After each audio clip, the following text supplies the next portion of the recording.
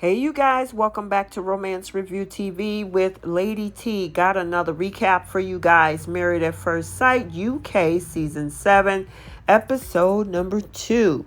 And look like we got two more couples tied a knot, while one bride gets more than what she bargained for, and one friend who is extremely overprotective threatened to spoil a groom and his new husband's big day. So we're going to unpack all of this. But before we do, take a second to make sure that you're subscribed to this channel to receive all updates. And please don't forget to like and share. So as we remember yesterday, we had two couples already tied a knot.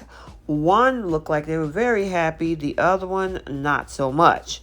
So the experts are back at it again to, put together our next set of couples, which is first, we're going to talk about Thomas and then his match, Adrian. So, with these two, which are a same-sex couple, which we normally don't have over in the U.S. version, but it looks like this is something they're opening the doors to over in UK.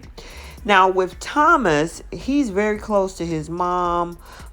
Pretty much one thing about Thomas, I would say, is that he is extremely energetic, to say the least. He is very vivacious. I think one of his friends called him flamboyant, or maybe that was on the other side of his upcoming husband at the reception. But he said he also has been very meticulous about himself. He's had his ears tied back. He's had his teeth done. He also talked about how he gets spray tanned, I think 4 times a month or something like that. So yeah, obviously this is some of the stuff that he likes doing for himself to keep himself as pretty as he wants to be, and hey, that's fine. And he even talked about the type of kissing that he don't like, which is obviously tongue kissing. So he sat down with Paul and talked about his relationship past, and he has been engaged before, but I think it ended with some form of infidelity. Then we switch over to Adrian, and with Adrian, he is the opposite of Thomas.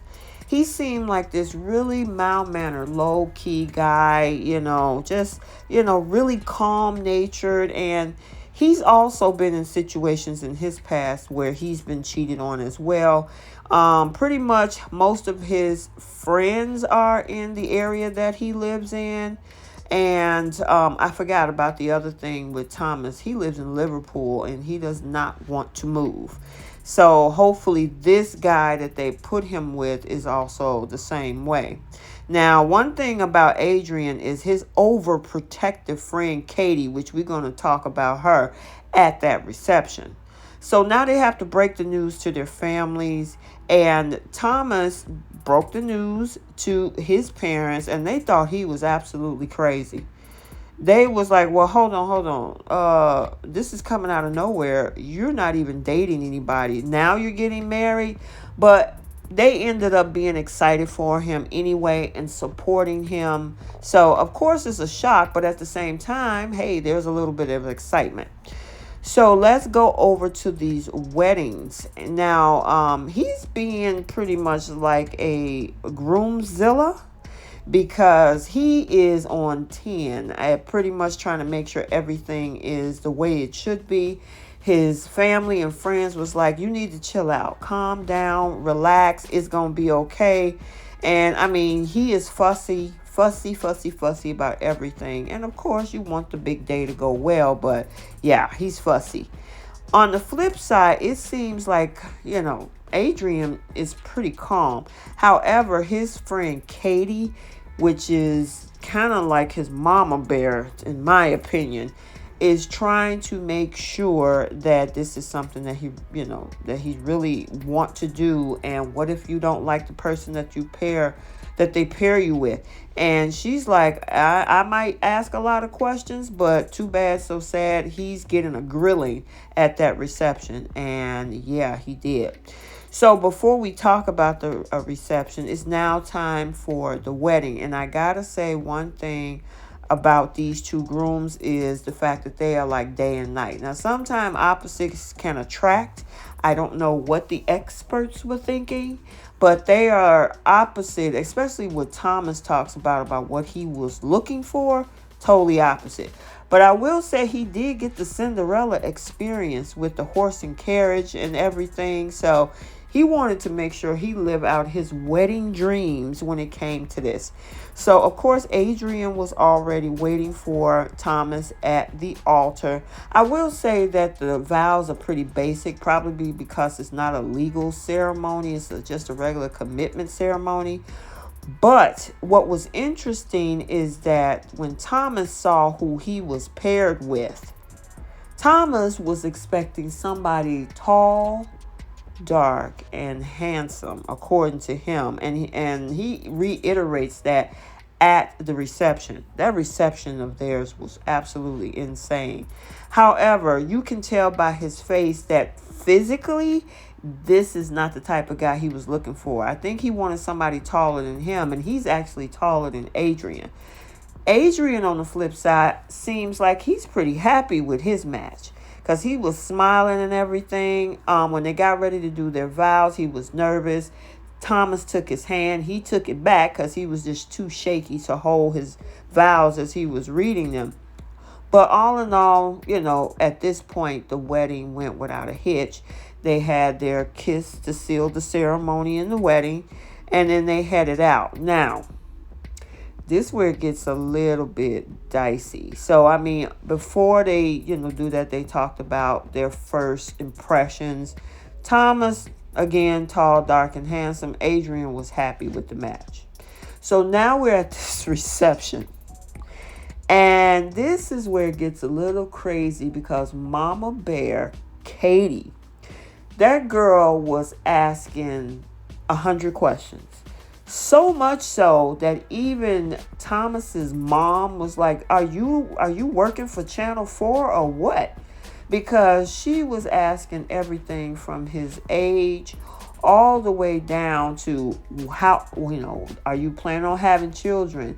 When are you planning on having children? Have you ever been married? I mean, just grilling this man. And at this point, I can understand why Thomas felt this way, because he should be having this conversation with Adrian, not with Katie.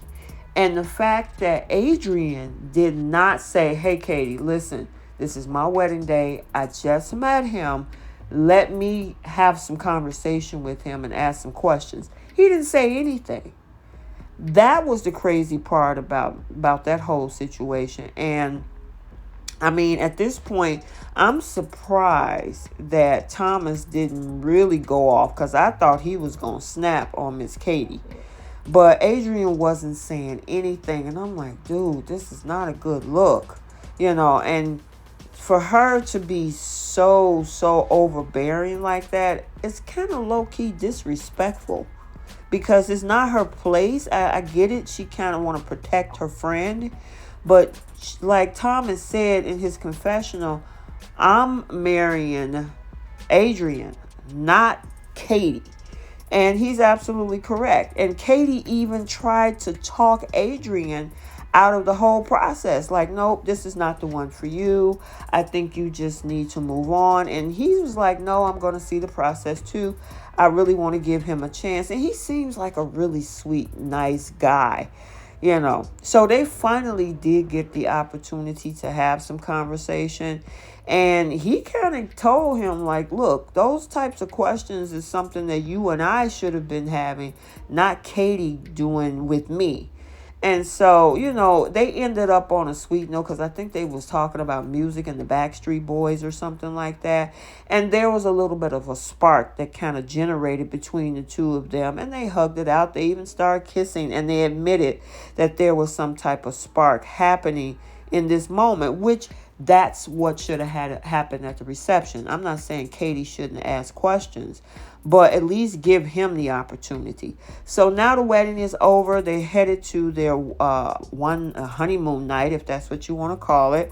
And they came in and they was trying to decide who's sleeping where, and I think both of them are going to have a good time, they said, and they're just going to sleep together and call it a night. So hopefully they've turned the corner since this whole grilling by Katie at the reception.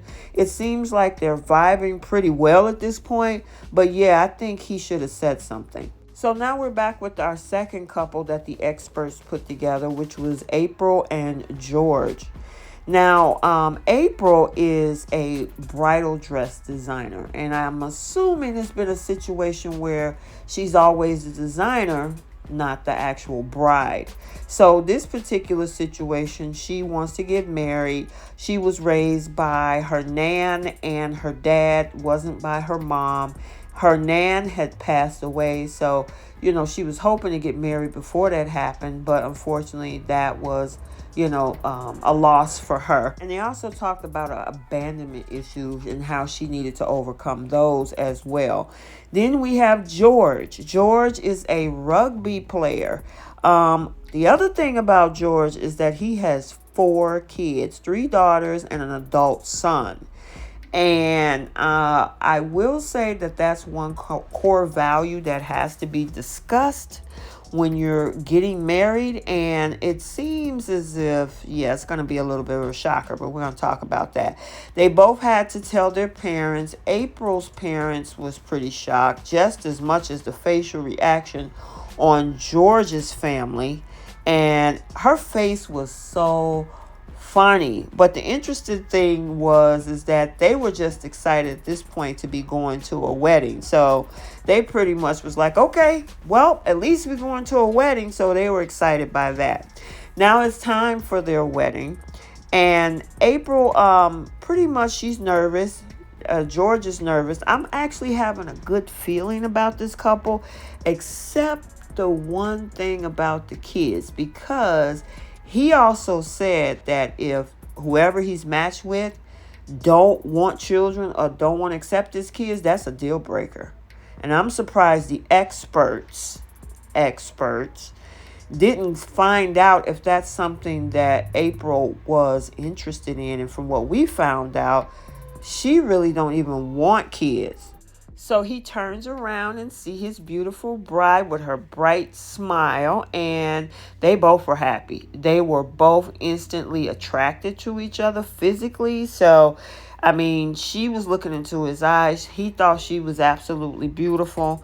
The wedding went off without a hitch. Nobody was looking disappointed. He was able to kiss her on the cheek. She didn't, she wasn't comfortable yet with lip kissing. But then the conversation switched because he asked, do you have kids? Or she said, are you by yourself? And she was like, what do you mean by myself? Do you have kids? No, and I don't think I want kids. She was like, do you have kids? I have 4 kids. And the look on her face was priceless, because she went from being single with no children to being a stepmom of 4. And the thing about April, again, like I mentioned before, she's the bride that wasn't really interested in having kids. And now she has 4 possibly to contend with. So then the questioning goes on further, asked about how the relationship with the kid's mom. And he was like, we're cordial. We co-parent. Everything's good. My son is an adult. The girls are teenagers. I think the youngest one is 10. She runs over to go tell her girlfriend that he got 4 kids. And so she's like, the look on her friend's face was like, ooh, okay. But she did say stay optimistic and give him a chance, because she seems like a very sweet guy. Meantime, one of his family members mentioned to George that April is 2020 Miss Great Britain. So, yeah, and he was like, okay. He did have a conversation with Jose, which is her friend, and he was like, look, past that pretty face, she is very, very fragile. She worries about her self-worth and things like that. And, she's a good person. I want you to be that good guy for her. So when he turned around and gave that toast, that was help for him to kind of bring out how he feel about meeting his new wife and actually giving a toast to her. And it brought her to tears, and she was really impressed by that. So much so that, she thought he was a really good guy. I like this cute moment on the outside where they wrapped in blankets, and one thing she mentioned about the fact that he has 3 daughters is the fact that he know how to treat a woman, especially if he know how to treat, his girls. And she also said that, with that being the case, she's never been treated like that, like he's been in this particular time. So I thought that was cute too. They went back to their overnight after their wedding with these flowers and swans and everything. And I was wondering, since she didn't kiss him, were they going to do, at least sleep together? Well, it seemed like toward the end, she told him, go close the door, and he put production out. So I'm assuming that maybe a little something might happen tonight. All right, so there you have it, the episode 2 recap of Married at First Sight season 7 UK. And let me know your thoughts. Let me know your thoughts about the 2 couples that tied the knot in this episode. What do you think about Katie? And was she too overprotective, or was she being a good friend? And then what do you think about, of course, April's response to George's 4 children? Do you think that she's kind of bringing that wall down and maybe she's open to be a stepmom? Let's get the conversation started down in the comments section. And until the next video, like, comment, and subscribe, and we'll see you soon. Bye.